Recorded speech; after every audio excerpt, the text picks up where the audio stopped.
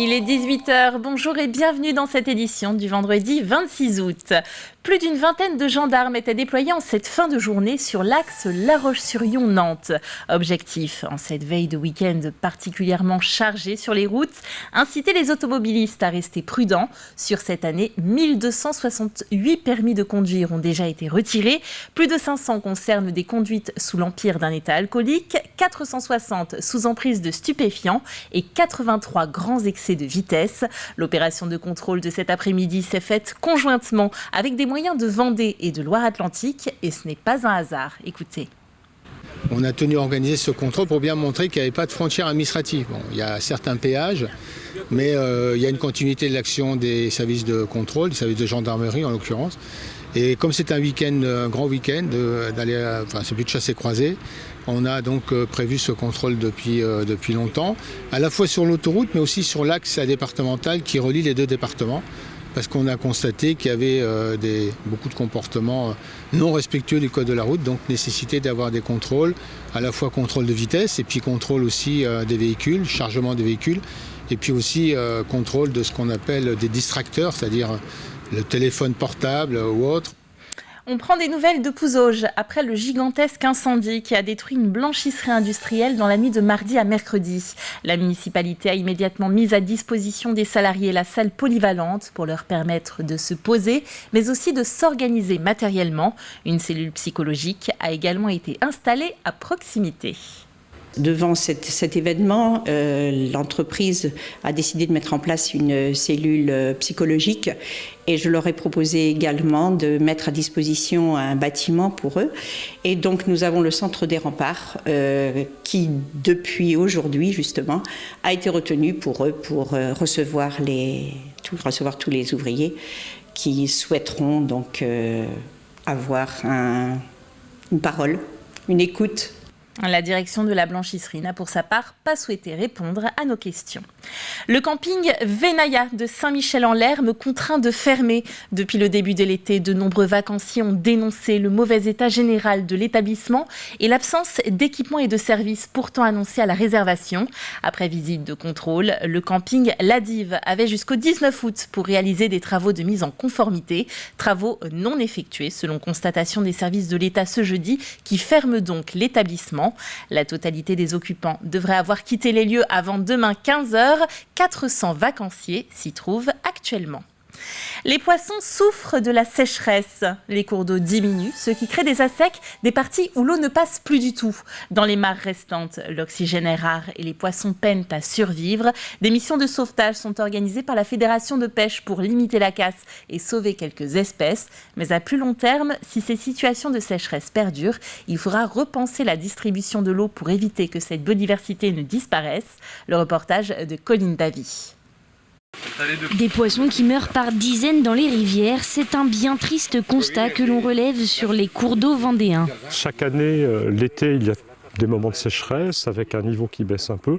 Par contre, ce qu'on a senti cette fois, c'est un palier, une sorte de cap qui a été vraiment franchi.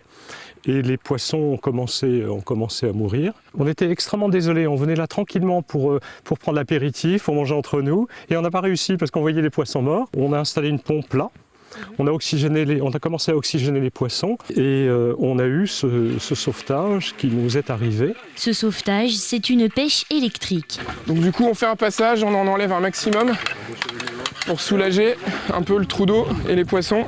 Les gars, chevenne. Elle permet de sauver un maximum d'espèces. Hop. Donc là, on vient de capturer deux lamproies de plein air. Donc là, c'est super intéressant de les sauver parce que c'est des espèces en danger au niveau national. Des espèces en danger encore plus cette année, car dans les mares qui s'assèchent, les poissons manquent cruellement d'oxygène. C'est bon, ouais. Les gars? On va essayer de les déloger un petit peu.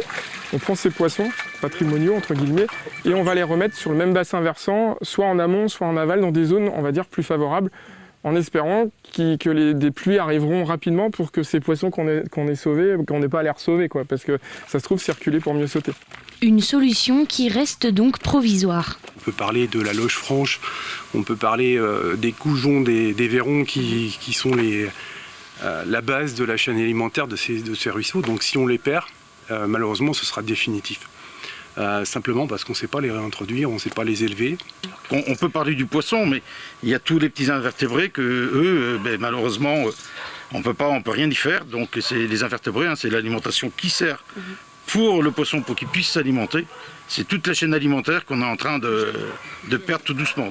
Pour préserver la biodiversité des ruisseaux vendéens, il faudra donc plus que de simples sauvetages.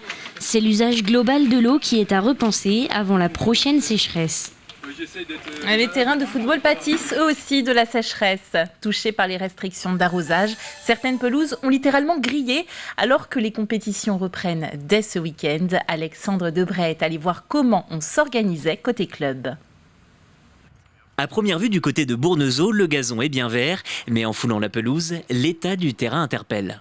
Là, on voit vraiment l'impact de la sécheresse par rapport à côté. Vous voyez, donc en fait, sur ces zones-là, c'est vrai que là, vous voyez, il y a flétrissement complet du gazon, donc on dirait que c'est de la paille. Malgré tout, pas d'inquiétude. Grâce aux fusions des clubs, à l'abondance de synthétique et l'anticipation des mairies, les premiers matchs devraient se dérouler correctement. Au niveau du département 85, on n'a pas eu de remontée négative. Puis beaucoup de clubs aussi, par l'intermédiaire des communes, se sont équipés de réserves d'eau ou de forage. Donc ça leur a permis d'arroser un minimum pour entretenir les terrains. Donc l'état est correct au niveau de la Vendée. Les terrains seront forcément durs pour la Coupe de France, mais jouables. Cet été, un autre problème s'ajoute, un champignon. Cette entreprise gère près d'une centaine de stades dans le département et une quinzaine sont touchés. Mais là encore, le club s'adapte. Pour nous, aujourd'hui, c'est, on va dire, assez facile en ce début de saison d'organiser ça. Les jeunes reprennent juste les entraînements. Les matchs amicaux ont commencé à reprendre, donc on essaye d'en faire un maximum chez les clubs adverses. Mais bon, comme là, ce soir, il y a un match à Bournezeau. Et après, pour tout ce qui va être le match de compétition, on va se dispatcher sur les deux terrains. Cet été, l'entretien des terrains était au cœur de l'actualité, notamment à propos de l'arrosage. La société Vertis réfléchit à l'avenir. Pour eux, une gestion plus raisonnée est possible.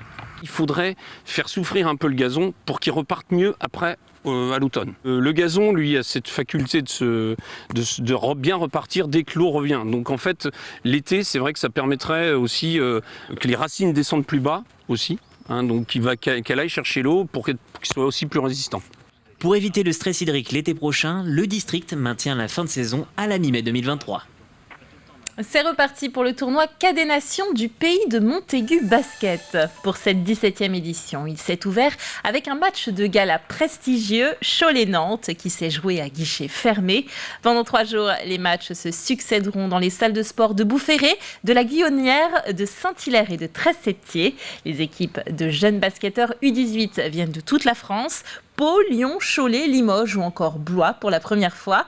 La finale se déroulera dimanche à 15h30 sur le site de Léonard de Vinci. Un tournoi de pré-saison, de référence sur le territoire avec parmi les meilleurs centres de formation français, puisqu'on ne peut pas accueillir tout le monde. On accueille 12 équipes. Une formule à 12 qui plaît énormément aux centres de formation, puisque ça leur permet de se confronter avec les meilleures équipes de tous les pôles du territoire, nord, sud, est, ouest, chose qui n'est pas forcément évidente en saison normale, puisque les poules sont assez sectorisées.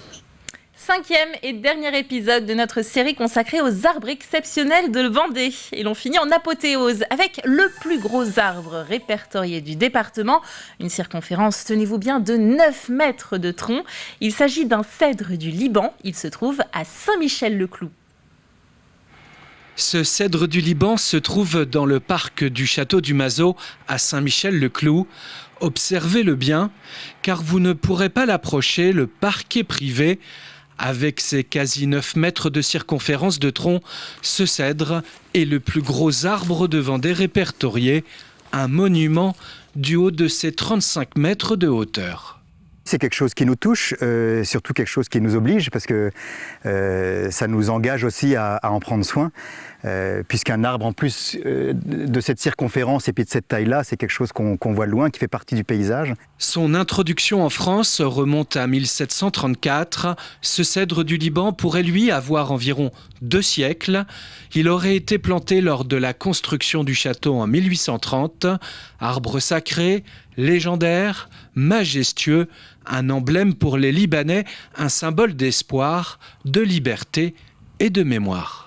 C'était une essence qui était très implantée justement au début du 19e siècle dans les parcs, dans les différentes propriétés, donc qui est arrivé à ce moment-là et qui a priori s'est bien plu puisque quand on voit celui-ci et puis le nombre de cèdres qu'il y avait aussi sur la propriété et qu'on peut voir aussi ailleurs, c'est une essence qui se plaît bien en tout cas en Vendée là.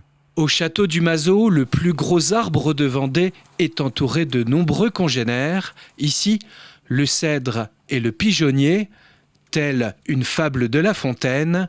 Malgré quelques disparus, le cèdre règne toujours en maître dans ce parc de château à Saint-Michel-le-Cloux. C'était un parc paysager complet ici avec tous les jeux de cache-cache, de surprise, qui malheureusement pour la plupart ont complètement disparu. On est le premier relief ici depuis la mer, donc on a toujours un peu de vent et quand ça souffle, ça peut souffler un peu plus fort qu'ailleurs. Et donc on n'a qu'une envie, c'est d'en prendre soin et puis de les faire perdurer pour les transmettre aux générations futures. Menacé dans son propre pays par la déforestation, puis maintenant par le réchauffement climatique, le cèdre du Liban reste pour le moment bien accroché à la Vendée. La météo de ce week-end, elle s'annonce agréable et ensoleillée. Un léger voile nuageux persistant n'altérera pas l'impression de beau temps. Et les températures, vous le voyez, vont grimper tout doucement au fur et à mesure. Ainsi s'achève ce journal. Merci de votre fidélité. Lundi, la matinale fait son grand retour et vous retrouverez Caroline Tronche dès 7h pour connaître les dernières actualités de la Vendée. D'ici là, passez un très bon week-end.